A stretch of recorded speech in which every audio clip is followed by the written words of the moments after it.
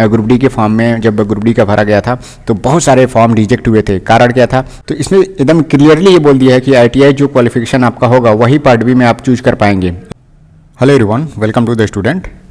इस वीडियो में हम बात करेंगे जो ALP का नोटिफिकेशन आया हुआ है तो उसके रिगार्डिंग बहुत सारे लोगों के मन में बहुत सारे सवाल रहते हैं ITI को लेकर के और जो OBC सर्टिफिकेट है उसको लेकर के। तो रेलवे ने एक अपना फ्रीक्वेंटली आस्क्ड क्वेश्चन एक PDF नोटिफिकेशन जारी किया हुआ है 23 तारीख को। वो आप ये जो PDF है आप चंडीगढ़ के ऑफिशियल वेबसाइट पे आप वहाँ से जाकर के डाउनलोड कर सकते हैं। मैं इसमें जो इंपॉर्टेंट पॉइंट्स है जो ज़्यादातर लोग पूछ रहे हैं उनके बारे में मैं इसमें डिस्कस कर दे रहा हूँ। सबसे पहला जो इंपॉर्टेंट है इसमें तीसरे नंबर का जो पॉइंट है कि can I edit the create an account detail. तो मतलब जो भी एक सबसे पहले जब आप फॉर्म भरना शुरू करेंगे तो उसमें क्रिएट एन अकाउंट का ऑप्शन आएगा और उस पेज पे जो भी डिटेल दिया हुआ है उसको आप दोबारा एडिट नहीं कर सकते हैं। ये सभी लोग ध्यान दीजिएगा, क्योंकि पहले क्या होता था कि लोग नामों में गलतियां हो जाती थी तो वो लोग एफिडेविट बनवा कर ले जाते थे, लेकिन इस बार आपको गलती वो नहीं करनी है। बाद में अगर रेलवे कह देता है कि मैं एफिडेविट नहीं स्वीकार करूंगा तो आप उसके लिए बिल्कुल भी बाध्य नहीं कर सकते। इसीलिए जब क्रिएट एन अकाउंट है तो उसमें लेफ्ट साइड में एक बार नाम पूछा जा रहा है, फिर राइट साइड में फिर से उस नाम को डालने के लिए कहा जा रहा है। कुछ भी, पिताजी का नाम, अपना नाम, जो भी नाम आपके हाई स्कूल के मार्कशीट में है वही डालिएगा, दोबारा वो करेक्ट नहीं होगा तो इसका आप ध्यान जरूर दीजिएगा।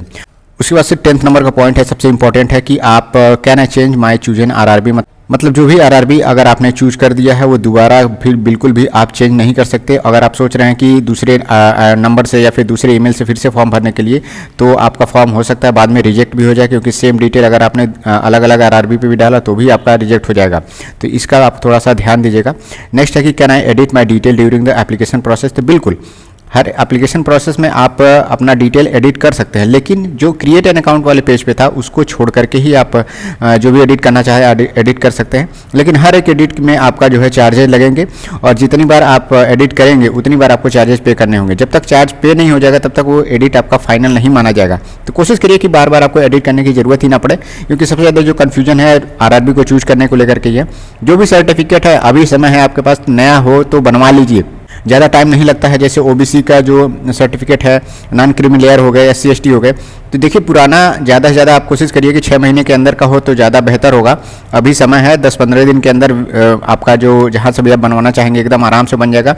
सेंट्रल लेवल का सर्टिफिकेट लगेगा, आप कोशिश यही करिएगा कि सेंट्रल लेवल का ही सर्टिफिकेट आप बनवाएं। नेक्स्ट है 50 नंबर पॉइंट कह रहा है कि I am unable to upload my caste certificate. अगर कास्ट सर्टिफिकेट आप अपलोड नहीं कर पा रहे हैं तो इसमें बताया गया है कि जो भी डॉक्यूमेंट्स आप अपडेट कर रहे हैं वो स्कैन डॉक्यूमेंट होना चाहिए PDF के फॉर्मेट में और वो 500 KB से कम का होना चाहिए। हमेशा साइज पे आप ध्यान दीजिएगा। इसमें साइज को लेकर के जो भी इसमें डिटेल दिया हुआ है अगर उसके बियॉन्ड रहता है तो आपका फॉर्म रिजेक्ट होने की ज़्यादातर संभावना है, क्योंकि पिछली बार ग्रुप डी के फॉर्म में जब ग्रुप डी का भरा गया था तो बहुत सारे फॉर्म रिजेक्ट हुए थे। कारण क्या था? जो लोग अलग अलग साइज के फोटो डाल दिए थे, कह रहे थे कि पिछली बार हमने डाला था तो वो फोटो एक्सेप्ट हो गया था, लेकिन इस बार क्यों नहीं हुआ।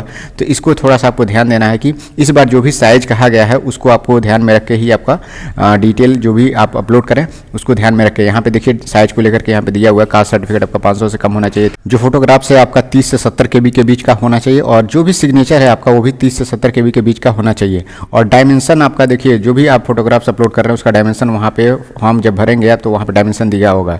तो ये तीनों चीज़ एकदम करेक्ट करके देख लीजिएगा, इससे फॉर्म आपका रिजेक्ट हो सकता है। नोटिफिकेशन में लिखा हुआ है कि फॉर्म रिजेक्ट होने के क्या क्या कारण है, तो इसमें ये ऑप्शन दिया हुआ है कि इसके कारण से भी आपका फॉर्म रिजेक्ट हो जाएगा। और देखिए ये कंप्यूटर का काम है, ये कंप्यूटर और AI जनरेटेड जो सॉफ्टवेयर होते हैं वो करते हैं, तो इसमें कोई आदमी नहीं देखता है। अगर आपका फॉर्म रिजेक्ट हो जाएगा, AI ने रिजेक्ट कर दिया तो आप उस पर क्लेम भी नहीं कर पाएंगे और वो सही भी नहीं होगा। तो इसके साइज के अंदर ही आपका फॉर्म होना चाहिए। सबसे इंपॉर्टेंट जो क्वेश्चन है 35 नंबर का, कहा गया है कि for ITI candidates what is the examination trade for the part B of CBT2। CBT2 के लिए जो ITI कैंडिडेट हैं वो क्या भरेंगे।